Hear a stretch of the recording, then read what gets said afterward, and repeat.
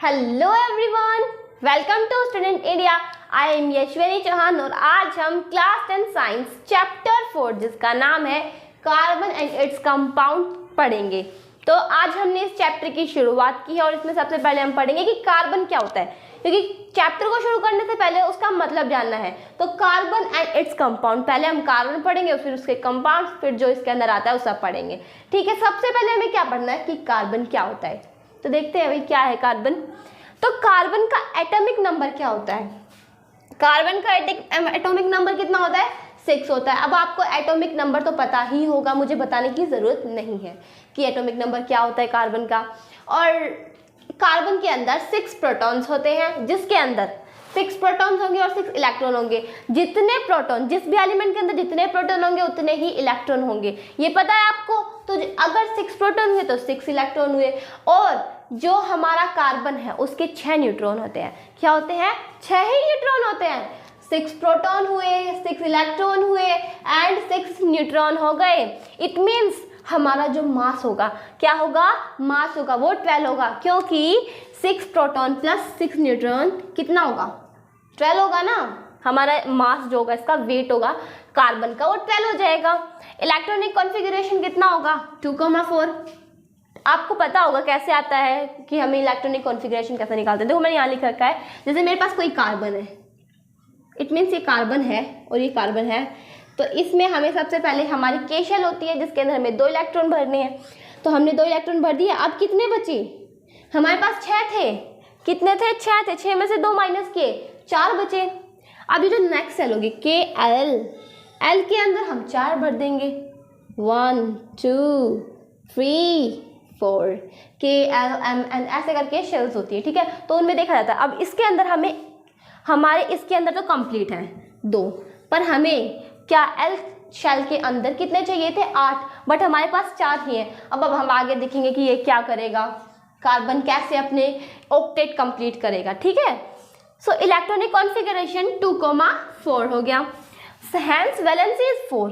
अब इसकी वैलेंसी क्या है? 4 है। अब वो हमने कैसे निकाली थी? देखो हमने क्या किया था, 8 minus number of electron. 8 minus, हम किसी के भी वैलेंसी निकालते हो, 8 माइनस नंबर ऑफ इलेक्ट्रॉन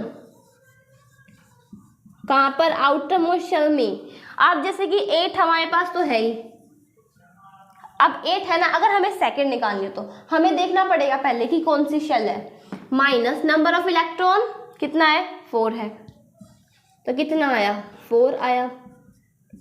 के अंदर कितना होगा? 2 है। इसके अंदर 8। अगर हम एल हैं और हम एम की चेक करेंगे तो कितना होगा? 8 होगा, 16, 32 ऐसे करके होता है। ठीक है, तो हमें देखने पड़ते हैं कि हम 8 में से ही माइनस नहीं करेंगे, हमें 16 में से भी माइनस करना होगा, 32 में से भी माइनस करना होगा। ठीक है, तो एक बार देख लेते हैं कि एटॉमिक नंबर कार्बन का कितना होता है? 6 होता है। ठीक है, और इसमें 6 ही प्रोटॉन होते हैं, 6 इलेक्ट्रॉन होते हैं। जितने प्रोटॉन होंगे उतने ही इलेक्ट्रॉन होंगे। ठीक है, so the mass number becomes 12। तो जो मास नंबर होगा वो क्या होगा? 12। अगर न्यूट्रॉन 6 हुआ तो मास नंबर कितना हुआ? 12 होगा। कैसे? 6 proton plus 6 neutron, 6 proton plus 6 neutron, that is 12 mass number होगा। इलेक्ट्रॉनिक कॉन्फ़िगरेशन 2,4, इलेक्ट्रॉनिक कॉन्फ़िगरेशन होगा 2,4। हैंस वैलेंसी इज 4, वैलेंसी निकाली हमने, 4 आ गया।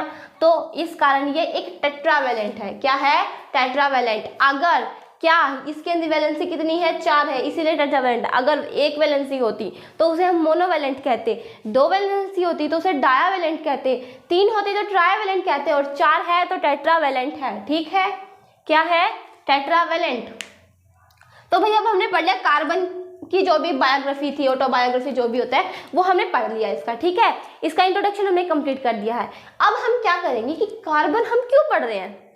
हमें कार्बन पढ़ रहे हैं, हमारे पास कितने एलिमेंट्स हैं? हमारे पास 118 एलिमेंट्स हैं। कितने एलिमेंट्स हैं? हमारे पास 118 एलिमेंट्स हैं। पर हमने 118 एलिमेंट्स में से कार्बन को ही क्यों पढ़ा? हम किसी और एलिमेंट्स को, हम ऑक्सीजन को पढ़ सकते थे। अब ऑक्सीजन तो हमारी क्या बोलते हैं, जीवनदायिनी गैस है, वो हमें जीवन देती है। पर हम कार्बन का क्यों पढ़ रहे हैं? हम नाइट्रोजन को पढ़ सकते थे, हम कार्बन डाइऑक्साइड को पढ़ सकते थे, कार्बन डाइऑक्साइड तो इसके अंदर है, कार्बन के अंदर हम कुछ भी पढ़ सकते थे, जैसे कि हमने ऑक्सीजन पढ़ लिया, हम फ्लोरीन भी पढ़ सकते थे, पर हम कार्बन ही क्यों पढ़ रहे हैं? कारण क्या है? तो अब हम देखेंगे कि हम कार्बन क्यों पढ़ रहे हैं। ठीक है, सो फ्रेंड्स, देखते हैं कि why is carbon so important for us. ठीक है, कार्बन हमारे लिए बहुत इंपॉर्टेंट है, क्यों है वो अब हम देखेंगे।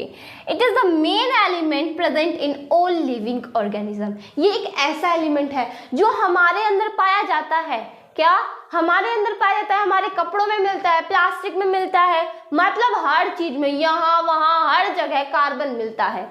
ठीक है, it is the main element present in all living organism. ये हर लिविंग ऑर्गेनिज्म में पाया जाता है। क्या? कार्बन बहुत इंपॉर्टेंट है।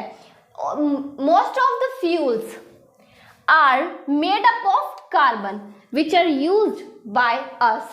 ठीक है, जो कई फ्यूल्स होते हैं जो हम यूज करते हैं वो कार्बन से बने होते हैं। जैसे लकड़ी यूज की हमने, एलपीजी यूज की, उसमें भी कार्बन होता है। क्या कहा मैंने? जैसे लकड़ी यूज की हमने, कुछ भी यूज करें, कोई भी फ्यूल, लकड़ी भी नहीं, कोई भी एलपीजी यूज की, कोई भी फ्यूल हो, ठीक है, उसके अंदर कार्बन होता है। Most of the fuels are made up of carbon. Third point है other organic substance like carbohydrate, protein, fats, alcohol, vinegar, glucose etcetera contains carbon. ठीक है, तो इसने कहा है कि जो भी ऑर्गेनिक सब्सटेंस हो, जैसे कि हमने कार्बोहाइड्रेट लिया, प्रोटीन लिया, फैट, अल्कोहल, विनेगर, ग्लूकोज, इन सभी में भी कार्बन होता है। अब ये तो विनेगर, अल्कोहल को छोड़ के तो सभी इंपॉर्टेंट होते हैं। ठीक है, ज़्यादा मात्रा ली इसकी तो हानिकारक होता है, ये अल्कोहल सबको पता है, बट इन सब में कार्बन होता है। प्लास्टिक है कार्बन, मैंने बताया आपको प्लास्टिक के अंदर भी कार्बन होता है। अब हम प्लास्टिक का इतना यूज़ करते हैं, उसके अंदर भी क्या है? कार्बन है। तो मैं एक बार इसे दोबारा दोहरा देती हूँ, रिवाइज कर लेते हैं।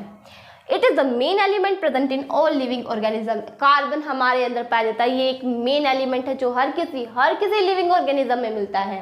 Most of the fuels which are used by us made up of carbon. जो फ्यूल्स हम यूज करते हैं वो भी कार्बन से बना होता है, उसके अंदर भी कार्बन होता है। Organic substance like carbohydrate, protein, fat, alcohol, vinegar, glucose etcetera contains carbon. जो मतलब ऑर्गेनिक सब्सटेंस होते हैं उसके अंदर भी कार्बन होता है, वो कुछ भी हो सकता है, carbohydrate, protein, fat, alcohol, vinegar, glucose, कुछ भी हो सकता है। ठीक है, प्लास्टिक हैव कार्बन, प्लास्टिक के अंदर भी क्या होता है? कार्बन होता है। अब जो हमने देखा नीचे लिख रखा है, क्या लिख रखा है पढ़ते हैं, what is the uniqueness in carbon. तो क्या अलग है किसके अंदर? कार्बन के अंदर। तो अब हम वो देखेंगे। It can form huge number of compounds. क्या कहा? ये बहुत ज़्यादा कार्बन कंपाउंड्स को बनाता है।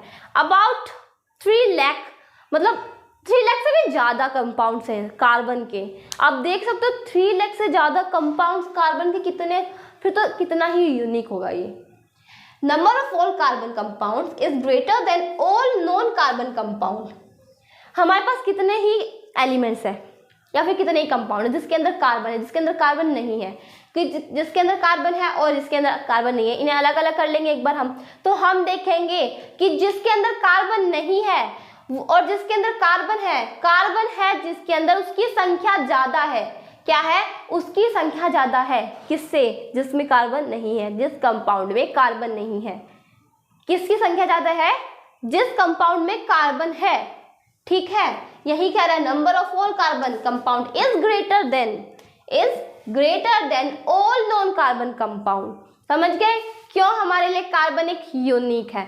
और हम कार्बन को एक अलग से ऑर्गेनिक केमिस्ट्री के रूप में भी पढ़ते हैं। तो आप देख लीजिए, हम अलग से कार्बन कंपाउंड को पढ़ रहे हैं और कार्बन कंपाउंड हमारे सिलेबस में क्या है? एक अलग चैप्टर है। तो कितना ही इम्पोर्टेंट होगा ये, है ना? तो एक बार और देख लेते हैं। It can form hug number of compounds. तो जो कार्बन है वो एक ह्यूज नंबर ऑफ कंपाउंड्स बनाता है, मतलब बहुत बड़ी संख्या है इसकी। About 3 lakh. Now, number of all carbon compound is greater than all non carbon compound. समझ गए आप? तो ये टॉपिक भी हमारा कंप्लीट हो चुका है, हमने पढ़ लिया था। एटॉमिक नंबर 6 होता है, इलेक्ट्रॉनिक कॉन्फ़िगरेशन 2,4 होता है, तो हम ये सब पढ़ चुके हैं। बहुत ही इजी मतलब वीडियो है ये, बहुत ज़्यादा ही इजी है क्योंकि मैंने सिर्फ इसके इंट्रोडक्शन दिया है।